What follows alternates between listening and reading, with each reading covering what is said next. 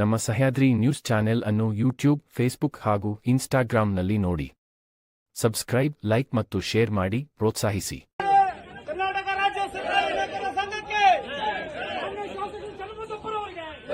ಮಾನ್ಯ ಶಾಸಕರು ಚನ್ನಬಸಪ್ಪನವರಿಗೆ ಎಲ್ಲ ಸ್ವಲ್ಪ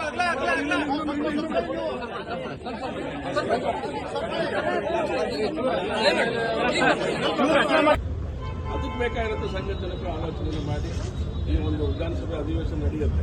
26ನೇ ತಾರೀಕು ತನಕ ನಡೆಯುತ್ತೆ. ಈಗ ಆರಂಭದ ದಿನಗಳಲ್ಲೇ ಏನೇನು ಹೋರಾಟಗಳು, ನಮ್ಮದು ಆರ್ಗನೈಸೇಷನ್ ಹೋರಾಟಗಳು ಏನೇನು ನಡೆಯುತ್ತೆ ಗೊತ್ತಿಲ್ಲ. ಆದರೆ ಎಲ್ಲ ಹೋರಾಟಗಳ ಮಧ್ಯೆ ನಿಮ್ಮ ಹೋರಾಟಕ್ಕೆ ನ್ಯಾಯ ಕೊಡುವಂಥ ಕೆಲಸ ನಾವು ಮಾಡ್ತೀವಿ. ಅವತ್ತು ಕೂಡ ನೀವು ನಮ್ಮ ಜೊತೆಗಿದ್ದೀರಿ, ನಾವು ನಿಮ್ಮ ಜೊತೆಗಿದ್ದೀವಿ. ಪರಸ್ಪರ ನಾವು ಹಾಗಾಗಿ ಇದ್ರ ಬಗ್ಗೆ ಮಾತೇ ಇಲ್ಲ. ಆಗಬೇಕಾದಂಥ ಒಳ್ಳೆ ಕಾರ್ಯಕ್ಕೆ ನಾನು ಖಂಡಿತ ಶಕ್ತಿ ಕೊಡ್ತೇನೆ ಅಂತ ಮಾತು ಹೇಳಿ ನಿಮ್ಮ ಮನವಿಯನ್ನು ಇಲ್ಲಿ ಸ್ವೀಕಾರ ಮಾಡಿದ್ದೇನೆ. ಈ ಮನವಿಗೆ ನ್ಯಾಯ ಕೊಡಿಸಕ್ಕೆ ಬಂದಂಥ ಸಂದರ್ಭದಲ್ಲೂ ಕೂಡ ಈ ಥರದ ಸಂಘಟನೆಗಳನ್ನು ಗಮನಿಸಿದ ಪ್ರಯತ್ನ ಮಾಡಿದ್ದೇನೆ. ಈಗ ಒಂದು ವಿಶೇಷ ಸಂದರ್ಭದಲ್ಲಿ ಈ ಕೆಲಸವನ್ನು ಮಾಡಬೇಕು ಅಂತ ತಾವು ಹೊರಟಿದ್ದೀನಿ. ನಿಮ್ಮ ಜೊತೆ ನಾನು ಯಾವತ್ತೂ ಕೂಡ ಸದಾ ಇರ್ತೇನೆ ಅಂತ ಮಾತು ಮತ್ತು ನ್ಯಾಯಯುತವಾದಂಥ ಬೇಡಿಕೆಗಳನ್ನು ಕೇಳ್ತಾ ಇದ್ದೀನಿ. ಮತ್ತು ವ್ಯವಸ್ಥೆಯಲ್ಲಿ ಇರುವಂಥ ಸಂಗತಿಗಳೆಲ್ಲದೂ ಕೂಡ, ಯಾಕೆಂದ್ರೆ 7ನೇ ವೇತನ ಆಯೋಗ ಬಂದಿದೆ ಅಂತ ಹಿಂದೆ 6 ಇತ್ತು ಅಂತಾನೆ ತಾನೆ.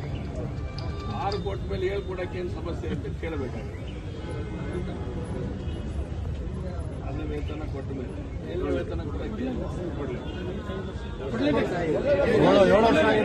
ವ್ಯವಸ್ಥೆ ಇದೆ. ಲೇಟ್ ಆಗಿದೆ.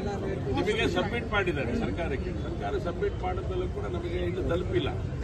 ಹಾಗಾಗಿ ಇದ್ರ ಬಗ್ಗೆ ನಾವು ಗಂಭೀರವಾಗಿ ಯೋಚನೆಯನ್ನು ಮಾಡಬೇಕು. ತಕ್ಷಣಕ್ಕೆ ಬೇಕಾಗಿರುವಂಥ ಏನು ಅನುದಾನ ಬಿಡುಗಡೆ ಮಾಡಬೇಕು.